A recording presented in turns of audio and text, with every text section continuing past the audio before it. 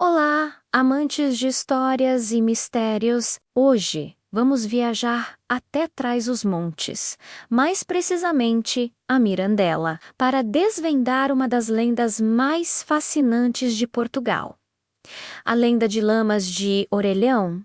Estão preparados? Então, sentem-se confortavelmente, porque esta história ela tem todos os ingredientes de um conto épico, um rei cruel, uma pastora corajosa, milagres e marcas que o tempo não conseguiu apagar. A nossa história começa com a própria origem do nome da terra, Lamas de Orelhão. Diz o povo que há muitos e muitos séculos esta região era governada por um rei mouro temido por todos. Seu nome era Orelhão.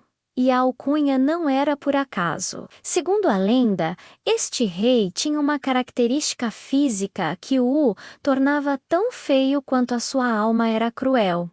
Possuía uma orelha de gato e outra de cão. Esta deformidade, visível para todos, era um lembrete constante da sua natureza perversa e do medo que ele impunha ao seu povo. Ele governava com mão de ferro, e a sua presença era sinônimo de tirania e sofrimento. Mas em toda a história de escuridão, há sempre uma luz. E nesta terra vivia uma jovem pastora chamada Comba.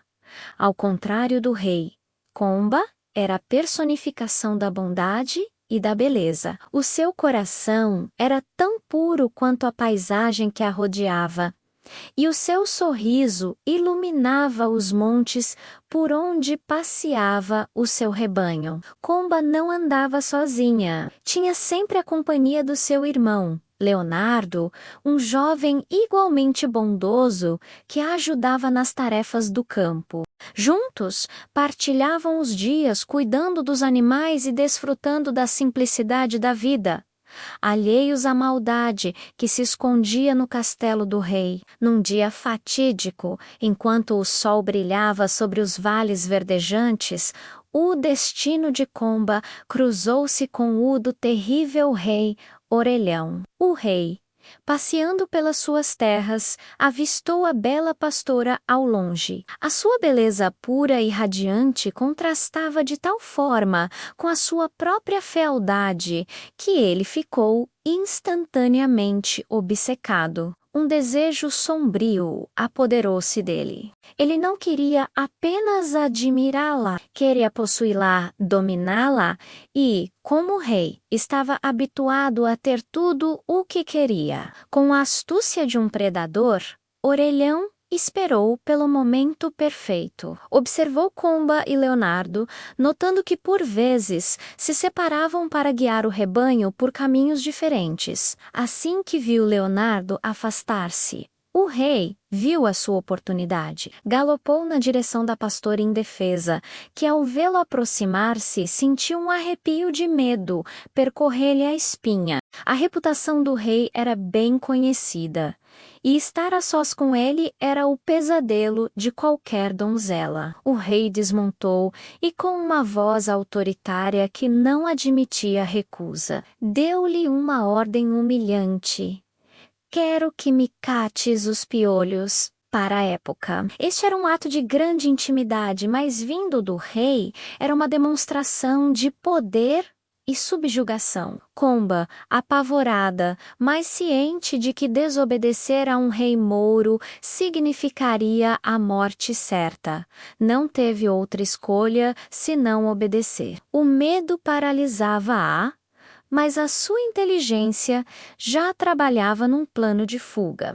Com o coração a bater descompassado, a jovem pastora sentou-se numa fraga, uma grande pedra lisa, e fez sinal ao rei. Ele, satisfeito com a sua submissão, deitou a cabeça no seu colo. O cheiro das ervas do campo misturava-se com o toque suave das mãos de Comba, que apesar do nojo e do pavor, fingia cumprir a tarefa com diligência. As horas foram passando lentamente. O rei, embalado pelo calor do sol e pelo conforto inesperado do colo da jovem, começou a relaxar. A sua respiração tornou-se mais profunda e, por fim, o tirano adormeceu. Este era o momento que Komba esperava. Com um cuidado infinito, cada movimento seu era calculado para não o acordar. Ela olhou para o rosto adormecido do monstro, a sua fealdade ainda mais pronunciada no sono. Com a delicadeza de uma pluma, começou a desamarrar o nó do seu avental. Quando finalmente o soltou, deslizou-o por baixo da cabeça do rei, pousando-a suavemente sobre a fraga fria. Sem o avental, estava livre. Levantou-se sem fazer um único ruído e com a agilidade de quem conhece cada palmo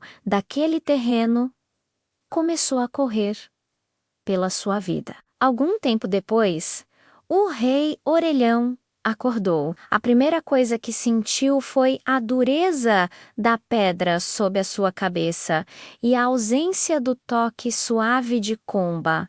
Abriu os olhos e, num instante, a fúria apoderou-se dele. Tinha sido enganado. A pastora atrevera-se a fugir. Num acesso de raiva, gritou o seu nome aos quatro ventos. Mas apenas o eco lhe respondeu. Sigo-do-Adil saltou para o seu cavalo e Lancussei numa perseguição desenfreada. Estava determinado a apaná-la a infligir-lhe o mais terrível dos castigos. Komba corria como nunca antes. O som dos cascos do cavalo do rei aproximava-se perigosamente, ecoando pelos vales como o bater de um tambor fúnebre. Seu coração parecia que ia explodir e as suas pernas fraquejavam. Ela sabia que não conseguiria fugir por muito mais tempo. Foi então que, num ato de desespero e fé, avistou uma fraga imponente, maior que todas as outras. Correu na sua direção e, com toda a força da sua alma, clamou aos céus: "Abre-te, fraga bendita, e salva Komba Catita." E então, o inacreditável aconteceu. Um milagre. A rocha maciça tremeu e abriu-se diante dela, revelando uma passagem escura. Sem hesitar, Komba entrou na fraga, que se fechou imediatamente atrás de si, engolindo-a e escondendo-a do seu perseguidor. O rei Orelhão chegou segundos depois, parando o cavalo bruscamente diante da pedra impassível. Procurou por todo lado, mas a jovem tinha desaparecido como por magia. A sua frustração e raiva atingiram o auge. Numa última tentativa de a atingir, num gesto de pura impotência, arremessou a sua lança com toda a força contra a rocha. A ponta de ferro bateu na pedra, deixando uma marca profunda, um sulco que, segundo a lenda, ainda hoje é visível como uma cicatriz eterna a testemunhar este evento. Entretanto, Leonardo, o irmão de Komba, ao perceber a sua longa ausência, sentiu que algo estava errado.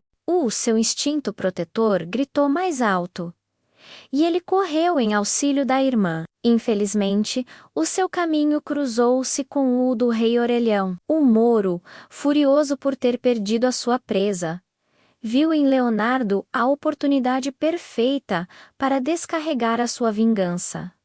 A sua crueldade não conheceu limites. Não se contentou em matar o jovem pastor. A sua ira foi tão grande que, num ato de barbárie indescritível, o estripou, deixando o seu corpo mutilado para trás. Mais tarde, outros pastores da região, preocupados com o desaparecimento dos dois irmãos, saíram à sua procura. Foi com horror que encontraram os restos mortais de Leonardo, escondidos atrás de um juncal. O local da sua morte, no entanto, não ficou marcado pela tragédia. Diz a lenda que exatamente onde as suas entranhas foram encontradas, brotou do chão uma fonte de água pura e cristalina. As pessoas acreditavam que a água tinha poderes milagrosos, capazes de curar doenças, e a fonte passou a ser conhecida como a Fonte de São Leonardo, um lugar sagrado que ainda hoje existe,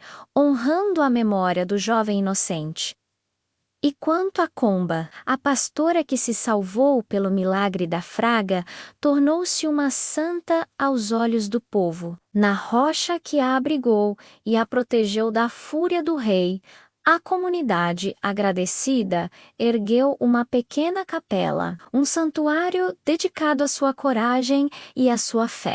E essa capela recebeu o nome de Santa Comba dos Vales, um local de peregrinação e devoção que perpetua a memória da Comba Catita, que desafiou um rei. Assim, a lenda de Lamas de Orelhão tece com fios de crueldade, coragem, fé e milagre. O nome da terra recorda o tirano de orelhas disformes, mas as suas paisagens contam a história de dois irmãos cujo legado de bondade sobreviveu à maldade.